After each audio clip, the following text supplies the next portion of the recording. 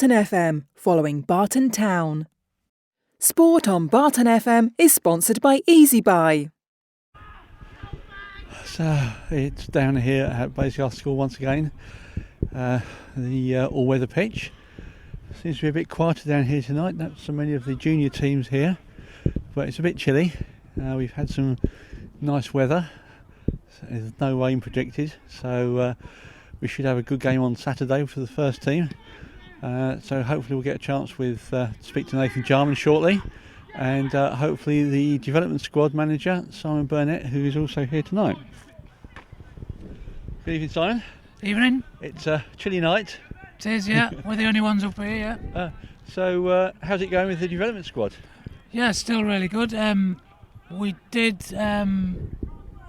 suffer our first defeat a couple of weeks ago in the quarter-finals of the County Cup, so played a really good Deeping Rangers side.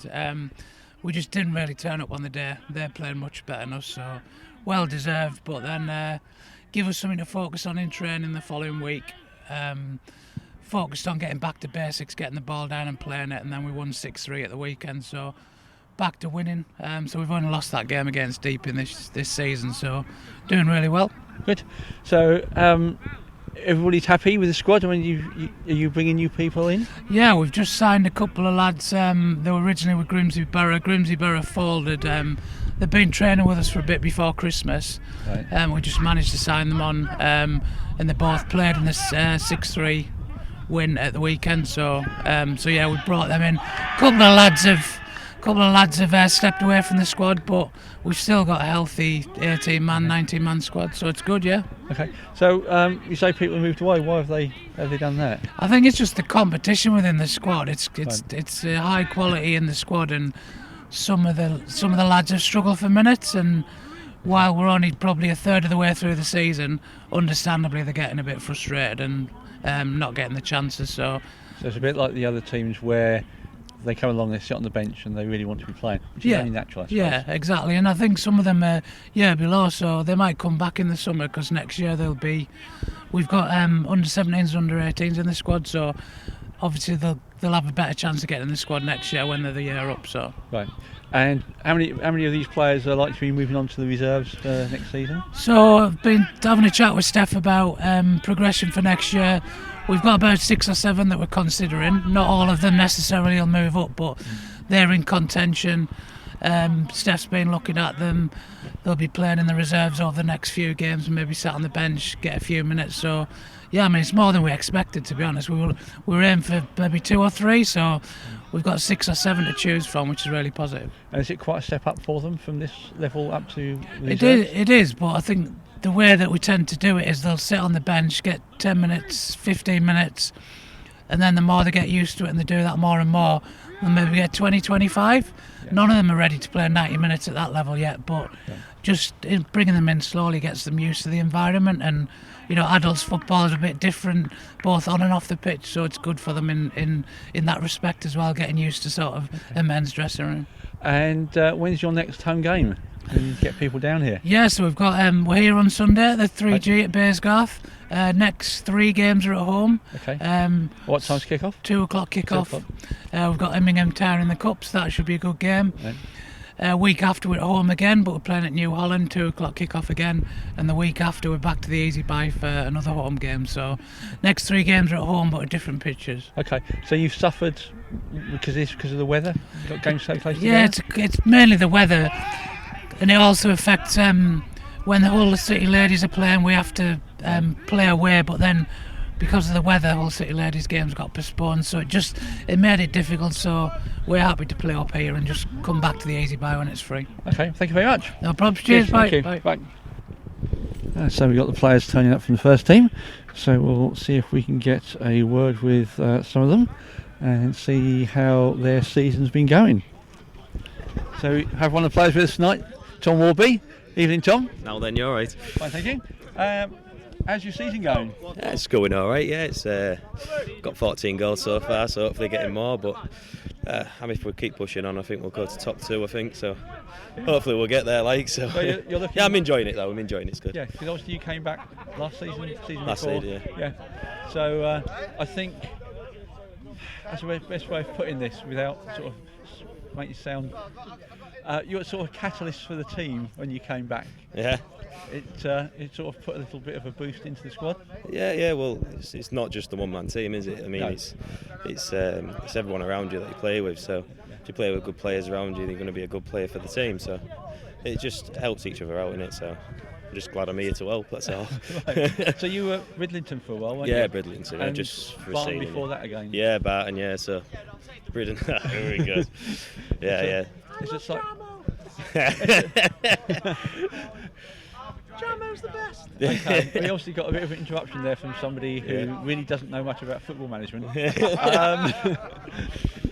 So obviously, I think we had a situation at Hemsworth where we ended up without a Waudby on the pitch, which is most unusual because both you and Will feature in most of the games. Yeah. Always look at the photographs I take, and there's always a picture of Waudby in one of them.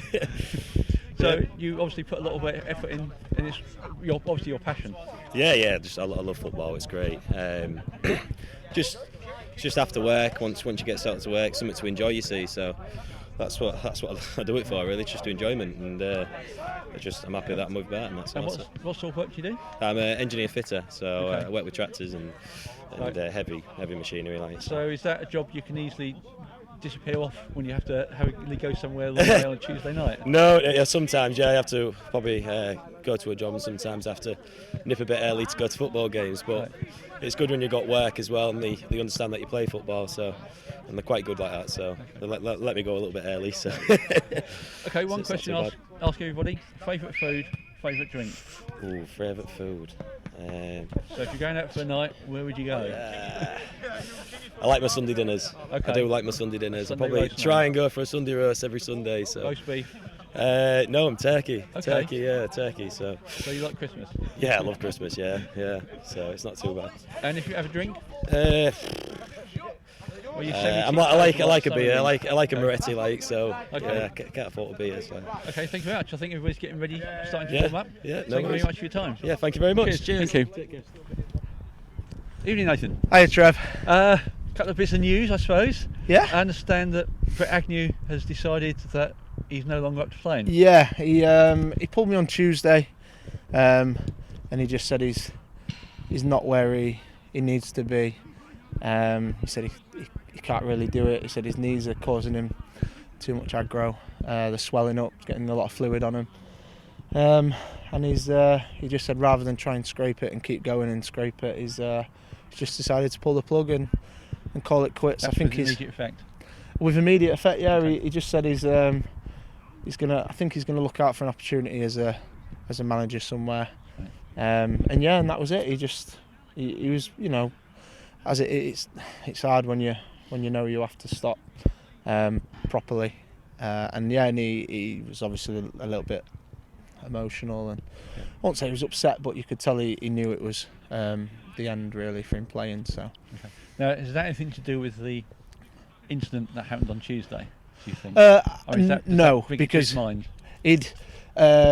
Tom Nick had pulled me in the warm up and he said Brett wants to speak to you after. So it was already there. I'm guessing it made it a bit easier seeing something like that can accelerate these feelings and these thoughts that you're having. So I'm guessing it won't help, or it would have helped make the decision for him. But he'd already said it to a couple of people, I think. Yeah. So it was a fairly nasty break for Joe Jagger. Yeah. Very early on in the game. Yeah. About 4 or 5 minutes in. No, earlier than that, I think. Yeah, Okay. Not obviously horrific for him. Really, really bad. Again, nothing that Josh could have done. It was Joe that actually made contact with Josh. Josh has got to the ball first, and Joe was a little bit late and hit the bottom of Josh's studs and got his own studs caught, and it's caused the snap, and they're both tibia and fibula that have broken, and yeah, it is what it is. We've all seen him on TV, and I've seen a couple now, live, and it doesn't get any easier. It's really, really grim. Yeah. And there was a bit of a delay for the ambulance coming. Is that I mean, I suppose we all hear about ambulance delays, but is that a bit of a concern? I mean, I don't know. I'm not a medical expert or anything like that. But at one point, they lost the pulse in his ankle. Right. The blood flow wasn't great. They had to cut the tape while it was still floppy. I know it sounds grim. They were really panicked because, like I said, they lost the pulse in his ankle and they were really quite worried then. Right. They changed it to a Category 1 and the ambulance got there. But even when the ambulance was there, I think they were still there for half an hour and they were trying to get it stable enough to move. It was a bad one, and I think he'll do well. I hope he has a full recovery, but I think he'll do well to have a proper full recovery because it was really nasty. Right. So, I mean, we've got a fairly basic stretcher, I think is the best way of putting it. Yeah. I mean, should we be looking at something a bit more, or is it something where you can't move the play even if we had a... I was going to say, if you I was stood next to him when they was moving him, and they're fully trained paramedics, ambulance staff, the physios. I mean, we'll get on to Alyssa in a minute, but even when the medics are trying to move him and it's their full-time job and they can't do it properly, I don't think it's to do with a stretcher. I think it's to do with if you're unsure, you waive yourself of any liability by just not moving him. Yeah, because obviously there's a concern he's laying on the ground and it's cold. Yeah. And I've seen these scoop stretchers where you sort of come in half and you push them together underneath. Yeah, no, I know what you mean. They were talking about putting him on it, and they got the stretcher there, but like you've seen, it's not great, and I think it's to tick a box rather than serve the purpose, if that makes sense. Yeah. So maybe it needs to be looked at, but again, it's not. Even hopefully, you don't need it, but in the event that you do need it, you're probably better off waiting for more medically trained staff rather than attempting to do something. Trying to do it. Whereas, we'd try and lift him, or you absolve yourself of any blame then. And I know it sounds terrible, but if anything happened extra, if the stretcher gave way or something and you caused more injury, you'd be beside yourself. So while the stretcher's not great, I think you're better off just leaving it to the professionals. And obviously players at this level, they got full-time jobs. Yeah. I don't know what sort of job Joe Jagger's got. He's a teacher. I spoke to him. I spoke to their lads and that. Yeah. So he's not got a physical job, but obviously in somewhere that's got a physical job, that would be really difficult. So what about things like insurance? Do players take out insurance regularly for that sort of thing? Do you know what? We've had a few companies get in touch with us this year. A lad called Danny Rose, who plays for Darlington. He was at Grimsby. Got in touch and he came in and spoke to the lads. I don't know if anyone took him up on it, but I would advise anyone to get extra insurance if it's only £2, £3, £4 a month for what it can give you if it pays out. I had one when I was playing and I broke my foot twice and got paid out of it, and it's worth having. I think it was a little bit more. It might be £20 a month or something even back then, but for what you get paid out, it is worth doing. But we don't have. I don't know if the club has I think the club has an insurance policy to cover themselves, but we don't have anything to cover individual players and their individual wages. So I would advise any player in non-league to go down the route of getting their own insurance and anything that helps, because especially an injury like that where he's obviously going to be immobile for a long time. So I would advise them to get it. Now, next game, Saturday, Yorkshire Amateur. Yeah. They're right at the bottom of the league. Yeah, they are, yeah. I know we say every game's hard and difficult. Yeah. But I imagine you'd be disappointed if we didn't get a good result against them. Without chucking a boring answer at you. Yeah. There's no gimmies. I don't just want to give you a stock answer, but it took us until the 94th minute at their place. Now their ground was a real leveler. It was a tough pitch to play on. Charlie got injured in that game. But yeah, they're fighting for their lives. You can't. I mean, most of the games that I've seen, they've not been. It's not like they're getting beat 5, 6, and 7. No. It can be by 1 goal or 2 goals. Yeah, they're not just going to lie down and let anybody, turn them over. And it'll be up to us to go out and go after them and try and get the goals. So much the same as we were last season, where we were getting draws, we just couldn't get the extra goal. They're in that same sort of position. They're putting up a good fight. That's it. And they lose by a goal. Yeah. I mean, I think they're. I don't want to sound disrespectful. I think they're in a bad place financially. They can't afford to pay players an awful lot, or whether they can pay them at all, I don't know. They've asked us to play in. They've only got 1 kit. They haven't got an away kit, so they've asked us to play in our away kit, so there's no clash. I think the backs are up against the wall, but they're the kind of teams that you've got to be wary of. They can be dangerous opponents because they've got nothing to lose.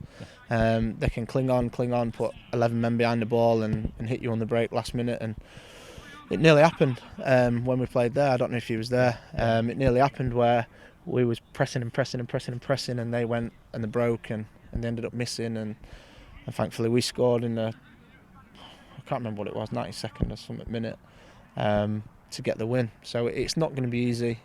It's definitely not a gimme, but it is a chance for us to get 3 points on the board and then hopefully start catching the teams above us. I know we've got loads of games in hand, but that's what we want to do: claw the points back and catch them and get up above them. Okay, thank you very much. Cheers, Trev. Cheers, thank you. Thank you.